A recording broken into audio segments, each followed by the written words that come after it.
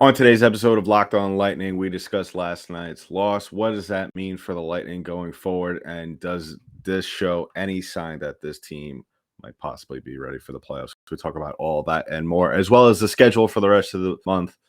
What the Lightning, how can they turn things around? We have this conversation all the time. You know the drill. But first, let's play that music.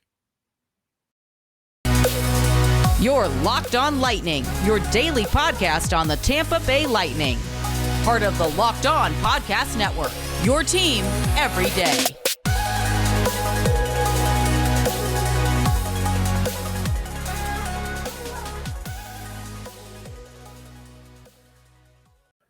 And welcome to another episode of Locked On Lightning, part of the Locked On Podcast Network. I'm your host, Adam Danker. Just like to thank you all for making us your first listener of the day, whether that's here in the United States, whether you're over in Europe, wherever you are around the world. We'd just like to thank you for making us your first listen, your first watch if you're watching this on YouTube. And always remember to go ahead, like and subscribe to the pod, give us a 5-star rating on Spotify or iTunes.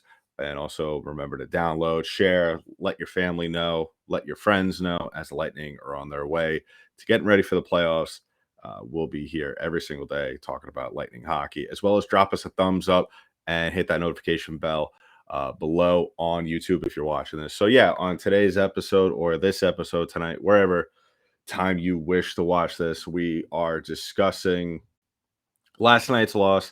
Lightning had a prime chance to just get the whole clinching the playoffs thing over with and just kind of just almost relax to a certain extent, because with certain teams, and I know it hasn't really been that the case for this team, but it seems as though with teams in general, not just in the game of hockey, but in across all sports, is that when a team is on the verge of clinching a playoff spot, now there's obviously no fear of this team missing the playoffs. That's not really what comes into question. And I even said that really the only way that this team, even the possibility could even present itself, would be if the Lightning don't win a game or collect a point for the rest of the season, which even if that were to happen, a lot would have a lot would have to happen across the NHL as well for us to even be in a situation in which the Lightning would have to be, you know, on the outside looking in to a playoff spot. So, but speaking about the playoffs last night, and I said about this on the last episode of Locked On Lightning, was that last night's game against the Stars, and we all know, I think a lot of Lightning fans should be very familiar with the Dallas Stars, given that these two teams play in the Stanley Cup final back in 2020 in the bubble, as well as them both being in the same division in the modified COVID divisions last year. In that somewhat, I guess we could call it a Southern division, somewhat. But um, this team, and I said this on the last episode, this Stars team is built for the playoffs, and that this was going to be an interesting test, if not a big test for this Lightning team to see where they're at, to get a gauge at where they're at going into the playoffs. And I didn't say when I spoke about that not, the Lightning necessarily had to win that game. Obviously, you want them to win. You want them to come out and somewhat overperform, but it's not the end of the world that the Lightning lost this game to the Stars. Now, if you didn't watch the game, or for whatever reason you don't know what happened last night, the Lightning lost 1-0 on the road in Dallas. A late goal scored by Rupe Hintz, 15-10 into the third period. And the only thing that I look at this game and I'm just disappointed in, or just more so, I guess the better word would be frustrated, would be that the Lightning were held to were shut out. That's really the only con. I thought that for the most part they played a very good game. This game was pretty even for the entire game, obviously, until the goal in the third period, which ended up being the defining factor, of course.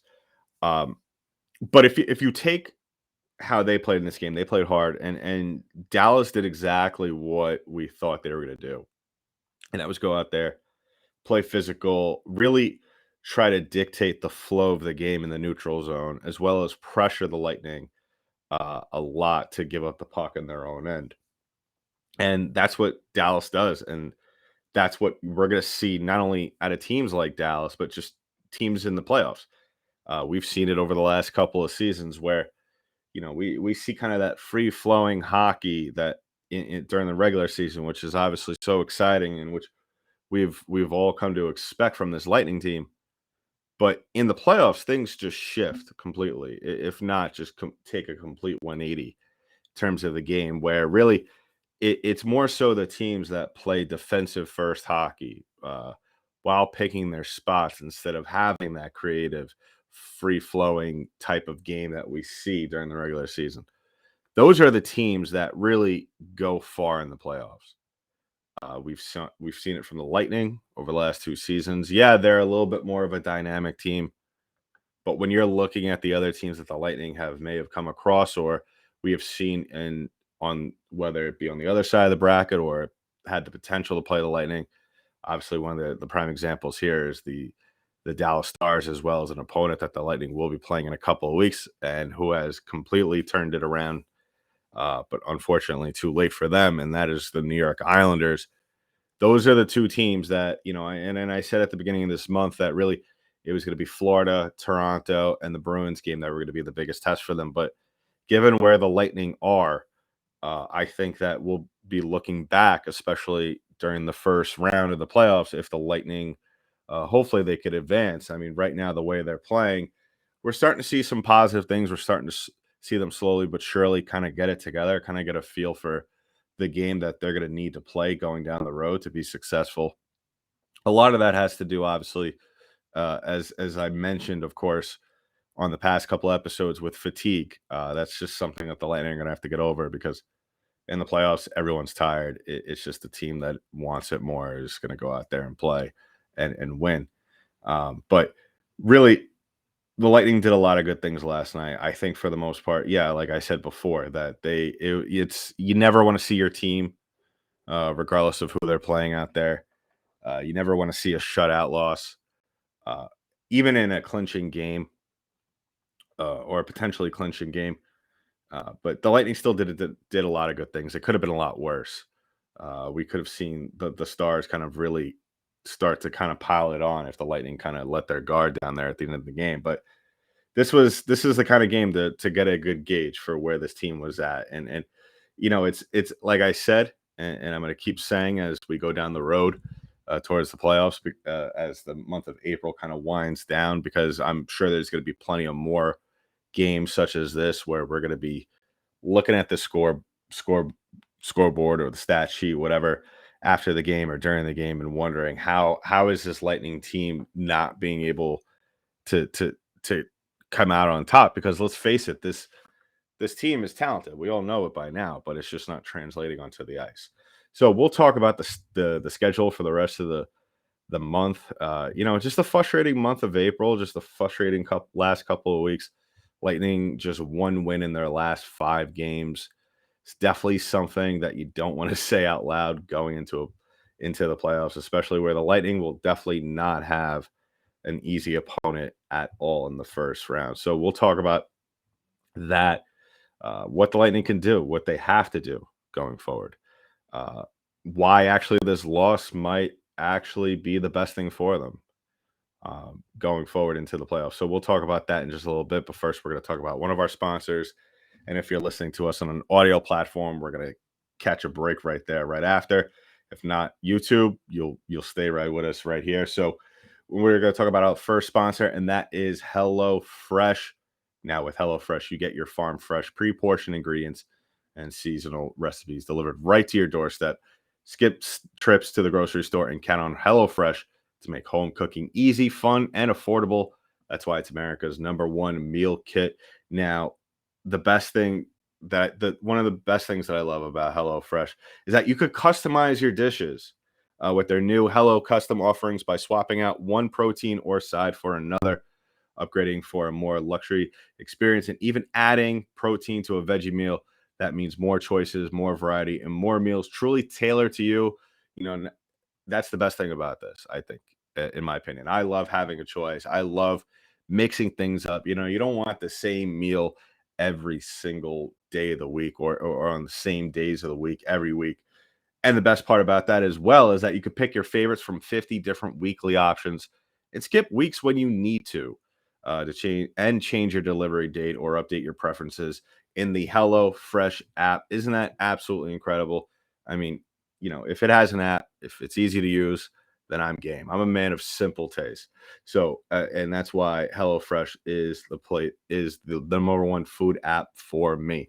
So go to HelloFresh.com/locked-on16. Use the code locked on 16 for your 16 free meals. That's 16 free meals and 3 free gifts. And once again, go to HelloFresh.com/locked on 16. Use that code locked on 16 for 16 free meals and 3 free gifts. All right. So if you're watching on YouTube, we're staying right here. You just saw me just staring to the camera very awkwardly. If you're listening to this on the audio, whether it be Spotify, Google, iTunes, wherever you get your podcast, you are just jumping back into it with us from the break. Now, jumping right back into it, really just looking down the road. And that's all we could do for the month of April. We could take it game by game, of course. We could talk each game. And really, if it needs to be spoken about at length, we could always do that. But really, we got to look forward. We can't really look at spend too much time on each game, because you know what? Really, at the grand scheme of things, at this point in the season, it is what it is. I mean, this team isn't going to change who they are. The game that we see right now is the game that they will be playing once playoff time. Like I said earlier in the show, that yes, this there is a switch that gets turned on once the playoffs roll around, and the style of play is a little different, but really it's the teams that are able to make that transition are the teams that will be most successful. And we've seen the Lightning, for obvious reasons, do that very well over the last 2 seasons, last 2 playoff runs, resulting in, of course, 2 Stanley Cup titles. Uh, and that's the one thing that kind of works in the Lightning's favor, the way they're built. Yes, they've added a little bit more, I wouldn't say flair to the game, because Brandon Hagel obviously was brought into the situation to Tampa to score goals, to put up points. And as I stated a couple of weeks ago, where it didn't seem really as though that trade right off the bat was really paying off, because we've Lightning fans have kind of been spoiled over the last couple of years with Goodrow, Coleman, Savard, just those guys coming in at the trade deadline and really making a huge difference, almost pretty much right away. Whereas this year, yeah, Nick Paul, he got brought in, and I stated in the last episode, he's kind of pretty much been the best player on the team, pretty much. Where you're starting to see Brandon Hagel come on, and a lot of that has to do with the fact that, you know, no disrespect to Paul, but he kind of has more of a simplistic game. He's more of a dynamic player. He's kind of a bigger version of Barclay Goodrow.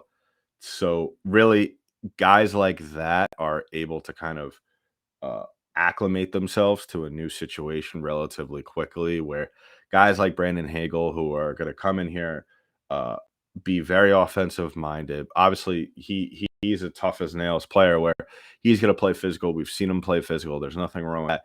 It's just going to take a while for him to get on the same page as the other guys on this team, where because obviously a big part of his game relies on that chemistry.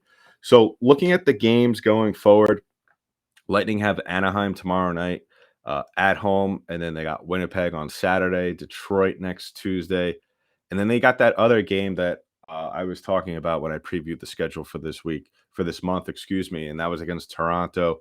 That game, last game of the year against Toronto at home, 8 o'clock start, the 21st.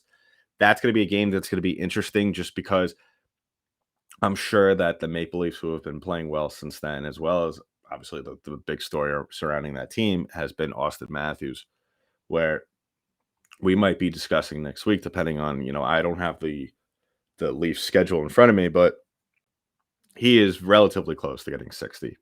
Would actually be the first NHL player since Steven Stamkos during the 2011-2012 season to get 60 goals. And so it's no small feat, as well as we all know how dangerous of a player Austin Matthews is going to be. This is a potential playoff matchup where really at this point in time, unless we see some standings jumps, which I would highly doubt really at this moment in time, I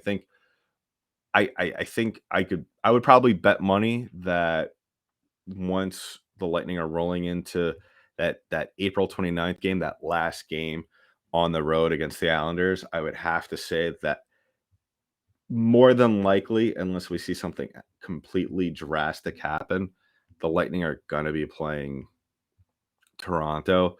And maybe a little bit of that might be just wishful thinking because if they fall down and they switch places with Boston in the wild card spot, they will be playing Carolina, which I'm not necessarily worried about playing Carolina.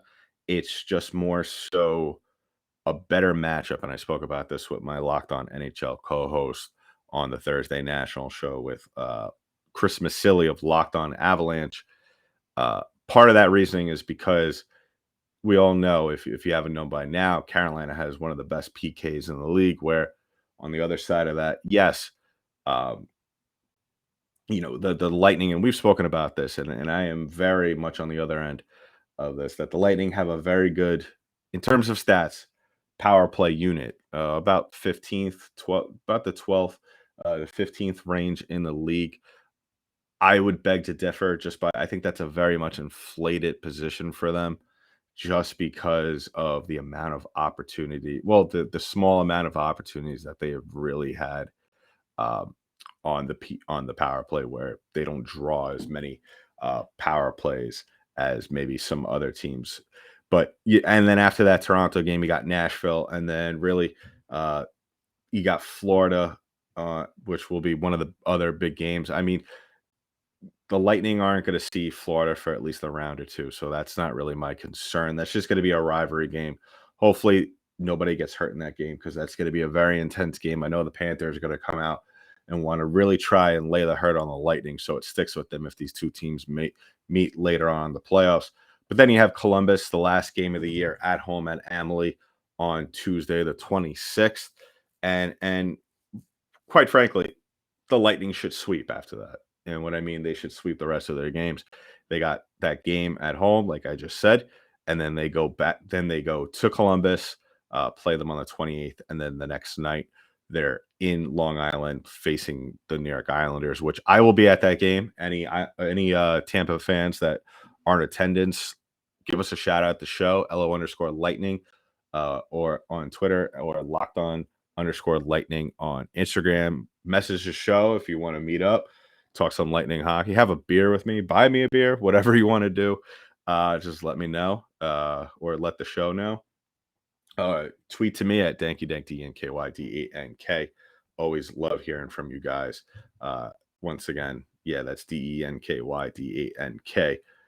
So we'll wrap things up. Really, how are the Lightning going to be able to play? What should we expect out of this team for the rest of the month, rest of the season? And I'll finally talk about one point that I didn't miss on before the break, and that is uh, the style of play.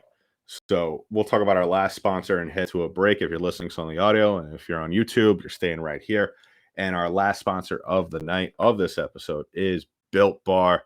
Now, summer's right around the corner. You want to eat healthy, at least if you haven't hit the gym already. And you could do that by grabbing yourself a Built Bar. The best thing about Built Bar is that they are covered in 100% chocolate, and they contain only 130 calories. So they're healthy, and they got all these great flavors. My favorite is the white chocolate cookies and cream. So head to built.com, use promo code LOCK15. You'll get 15% off your order. That's promo code LOCK15, 15% off at built.com. All right. So wrapping things up here, a little bit of a short episode tonight, but we'll be dropping more content, of course, as the weeks progress, as the Lightning get closer and closer to the playoffs. Now, like I stated earlier in the show, I very much, you want to come away with a win. You want to grab that playoff spot. But I liked the way this team played. There was a lot of times where it seemed like Dallas was really, really taking control of the game, and they were about to kind of take that next level and really take advantage of a opportunity, especially some of the opportunities that we've seen the Lightning give up down low in front of the net. And Tampa stood their ground. And that's the kind of resilient play that you want to see out of this team going down the road. And the kind of play, I will take a game like that where, for the most part, except for the goal at the end of the game, I thought the Lightning played a pretty well-rounded hockey game. And that's not really a sentence I've had the luxury of saying uh, consistently this year, maybe once or twice here and there. But really, I think a 1-0 loss, and some of you might say, what about the win against Buffalo on Sunday? And my response to that would be, well, I would rather take a 1-0 loss in a game where the Lightning played very well defensively. Yeah, there were some chances that they could have capitalized on the offensive side of the ice, but I liked how they played for the most part. I would rather take that defensive minded game and resilience where you could see there was moments where this team was frustrated, but they didn't carry that with them. They had a quick memory about it, just and really just moved on from there. Where maybe we've seen instances earlier in the season where the Lightning would maybe sort of, you know maybe, I don't know, they would really let it affect them, and carry it with them throughout the game, where really we're starting to see them kind of get into playoff mode. And that's really what you need to have. You really need to have a short memory in the playoffs, because whether it's a bounce of the puck that doesn't go your way, or even a call that doesn't go your way, you're going to need to just move on from that, because the game won't stop. So going into tomorrow night's game against the Anaheim Ducks, really, it's plain and simple, and this goes for pretty much every single game for the rest of the month.